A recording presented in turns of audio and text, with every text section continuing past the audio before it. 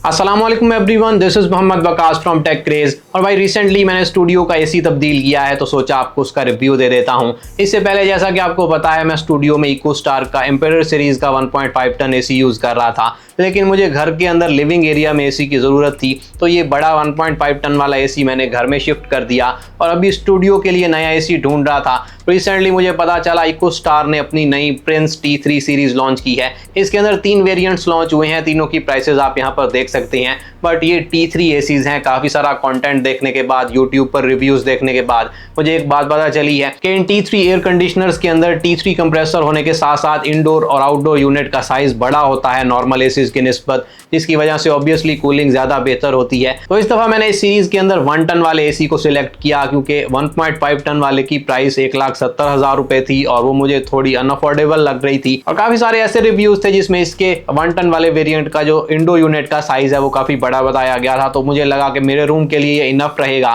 खैर, इसको भाई मैंने इंस्टॉल करवाया है। इंस्टॉलेशन इकोस्टार की तरफ से फ्री थी और काफ़ी फाइन इंस्टॉलेशन इन्होंने की है। अभी भाई इस T3 कॉन्सेप्ट को आप कुछ इस तरह से समझ सकते हैं कि एसीज के अंदर 3 किस्म के कंप्रेसर्स आते हैं, T1, T2 और T3। जनरली पाकिस्तान में अभी तक मैक्सिमम लोग T1 कंप्रेसर वाले एसीज को ही यूज़ करते आए हैं काफ़ी टाइम से।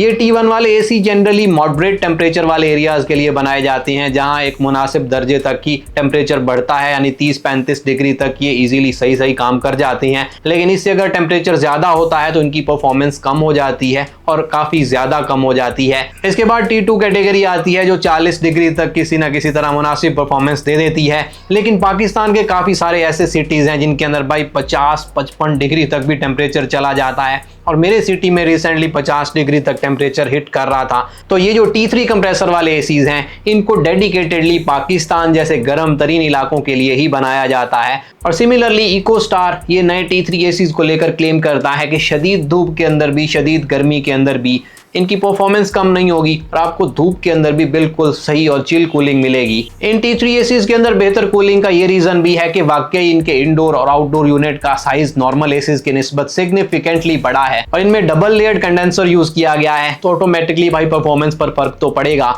और यही पहचान है एक ओरिजिनल T3 एसी की, जेन्युइन T3 एसी की। भाई वो कोई स्कैम वाला सीन नहीं है। आपने बहुत जगह पर देखा होगा ब्रांड्स जस्ट वो T3 का स्टिकर लगा देते हैं और एक्चुअल में वो T1 एसी ही होता है। बेसिक परफॉर्मेंस मिलती है और जब तेज़ धूप होती है तो आपको पता चलता है कि वो कोई खास कूलिंग नहीं कर रहा। यहाँ पर वो सारे आपको पैरामीटर्स फॉलो किए हुए नज़र आ रहे हैं जिनको लेकर प्रॉपर एक T3 एसी डिज़ाइन किया जाता है। T3 एसी है भाई तो इसका एक और फीचर भी मुझे बहुत अच्छा लगा और वो है फ्लेक्सिबल एम्पेयर लॉक का या एम्पेयर कंट्रोल का फीचर। इसके अंदर मोबाइल ऐप के थ्रू आप बहुत ईजिली अपनी मर्जी के एम्पेयर पर अपने एसी को सेट कर सकते हैं, तो बिजली की बचत होगी और आपको बेहतर कूलिंग भी मिलेगी और उसके साथ साथ आपके बिजली का बिल भी कम आएगा। तो अपने आप में ये भी एक बहुत काम का फीचर है और ये भी आपको T3 एसीज के अंदर मिलता है आजकल नए एसीज के अंदर। तो अगर आप पाकिस्तान में रहते हो तो मैं आपको रिकमेंड करूंगा कि आइंदा आपने जब भी कोई एसी परचेज करना है तो आपने T3 कंप्रेसर वाला एसी ही सिलेक्ट करना है। ब्रांड चाहे जो भी हो आपकी मर्जी का, लेकिन भाई आपने कंप्रेसर T3 ही सिलेक्ट करना है। इसके अलावा भाई इस एसी की SEER रेटिंग अगर आपको बताता चलूं तो यहाँ पर आप देख सकते हैं ग्लोबल स्टैंडर्ड्स के अकॉर्डिंग यहाँ पर आपको मिल रही है 15.3 की इन्वायरमेंटल एफिशिएंसी रेशो। और ये रेशो जितनी ज़्यादा होती है उतनी अच्छी आपको कूलिंग की एफिशिएंसी मिलती है, उतनी अच्छी आपको पावर सेविंग मिलती है। मेरे पहले वाले एसी के अंदर 7.3 की SEER रेशो थी और इसके अंदर 15.3 की रेशो है, तो ऑटोमेटिकली भाई प्रीवियस जन की निस्बत इसमें आपको ये डबल रेशो मिल रही है।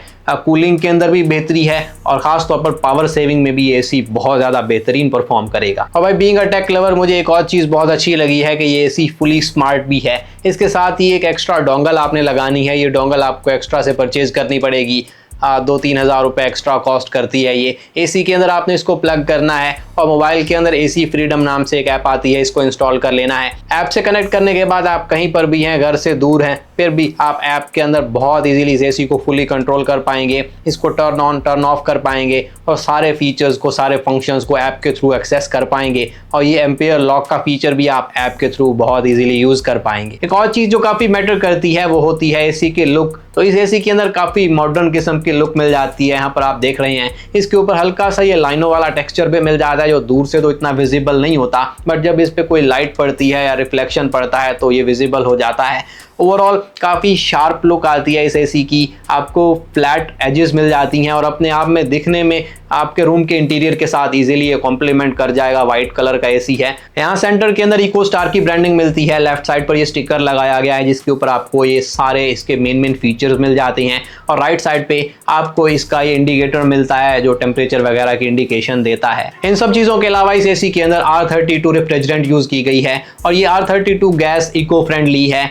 लेस ग्लोबल वार्मिंग पोटेंशियल है इसका, यानी माहौल पर ज़रा कम बुरे असरात डालेगी। 5th जेन ऑटोमेटिक वॉशिंग और सेल्फ क्लीनिंग आपको इस एसी में मिल जाती है, यानी कि ये एसी सेल्फ क्लीनिंग एवेपोरेटर के साथ आता है और इसका फिल्टर जब गंदा हो जाएगा ना तो अक्सर हमें याद नहीं रहता साफ करना, तो आपको ऐप के ऊपर रिमाइंडर भी मिल जाएगा, यानी आप उस रिमाइंडर को देखकर एक प्रॉपर स्केड्यूल के हिसाब से इस एसी के फिल्टर को क्लीन कर पाएंगे। अजीत भाई, ये एसी आता है प्लगेबल पीसीबी के साथ, यानी आप इसकी पीसीबी को इसके मेन बोर्ड को अनप्लग कर सकते हैं और अच्छे से ब्लोअर के थ्रू उसकी सफाई कर सकते हैं सर्विस के दौरान। 4 डायमेंशनल एयर फ्लो आपको इस एसी में मिल जाता है। रिमोट के अंदर आपको ऑप्शन मिल जाता है राइट लेफ्ट स्विंग और अप डाउन स्विंग को एक साथ ऑन करने का। तो अगर आप ये इवन 1 टन वाला एसी भी सिलेक्ट करते हैं तो आपका अगर रूम का साइज़ मेरे रूम जितना है तो यहाँ पर मैं एक चीज़ एक्सपीरियंस कर रहा हूँ कि रूम के हर एक कोने के अंदर बहुत ज़्यादा इजीली इवनली एयर को स्प्रेड करता है। गोल्डन फिन एवापोरेटर और कंडेंसर के साथ साथ इस एसी के आउटडोर यूनिट के ऊपर आपको मिल रही है इन्वायरमेंटल प्रोटेक्शन कोटिंग, जो इन्वायरमेंटल इफेक्ट से इसको महफूज रखेगी। जिसमें बारिश आ जाती है, डस्ट वगैरह आ जाती है, अपने आप में लंबी लाइफ चलेगा और भाई कंपनी क्लेम करती है कि इसके अंदर आपको इन चीज़ों को लेकर कोई वो मेजर प्रॉब्लम्स नहीं होने वाली। इको स्टार इस एसी के साथ दे रहा है 10 साल की कंप्रेसर की वारंटी, 4 साल की इसके अंदर पीसीबी की वारंटी मिल रही है, 2 साल की एवापोरेटर और कंडेंसर की वारंटी मिल रही है और 1 साल की वारंटी मिल रही है इसके अंदर पार्ट्स की और सर्विसेज की। तो भाई अपने आप में वारंटी को लेकर भी बेफिक्री है, टेंशन फ्री बंदा रहता है अगर आपको अच्छी वारंटी मिल रही होती है। उसके साथ साथ इको स्टार जो ग्री का ही सब ब्रांड है, तो अपने आप में बैक एंड पर एक ऑलरेडी इस्टेब्लिश्ड बड़ा ब्रांड है, तो अपने आप में ज़हनी तौर पर एक बंदे को तसल्ली रहती है कि मैंने एक वेल नोन ब्रांड की तरफ से ही चीज़ परचेज़ की है और मुझे अच्छी सर्विस मिलेगी, अच्छा प्रोडक्ट मिलेगा और ख़ास तौर पर आफ्टर सेल सर्विस बहुत ज़्यादा मैटर करती है। अभी भाई इन्वर्टर एसी है तो बहुत इजीली आप इसको सोलर पर भी चला पाएंगे, जनरेटर वगैरह पर भी चला पाएंगे और जनरली बिजली पर भी यूज़ करते हैं तो भाई बहुत ज़्यादा आपकी बिजली ये कंज्यूम नहीं करेगा। जैसे ही रूम का टेम्परेचर मेंटेन हो जाएगा ये लो पावर मोड पे शिफ्ट हो जाएगा, यानी कम बिजली कंज्यूम करना शुरू कर देगा। तो भाई अगर आप लोग आजकल एक नया एसी खरीदने का सोच रहे हो और कंफ्यूज हो गए कौन सा मॉडल सिलेक्ट किया जाए, मैं आपको सबसे पहले तो यही चीज़ रिकमेंड करूंगा कि आपने जो भी एसी लेना है वो T3 कंप्रेसर के साथ लेना है। और सेकेंडली इको स्टार की ये प्रिंस सीरीज़ का ये 1 टन वाला वेरिएंट मैंने ट्राई किया है, टेस्ट किया है, मेरी तरफ से रिकमेंडेड है। रूम का साइज़ अगर आपका मुनासिब है 10 बाय 10 या 12 बाय 12 का भी है तो आप बहुत इजीली इसको सिलेक्ट कर सकते हैं। आपको किसी भी किस्म का प्रॉब्लम नहीं होने वाला, आपको होपफुली ये डिसअपॉइंट नहीं करेगा, अच्छा परफॉर्म करेगा। अगर आपको ओपिनियन ऑनेस्ट लगा तो भाई कमेंट्स में लाजमी से बताइएगा। वीडियो अच्छी लगे चैनल को सब्सक्राइब लाजमी से कर लीजिएगा। बहुत बहुत शुक्रिया आपके वक्त का। अल्लाह हाफिज़।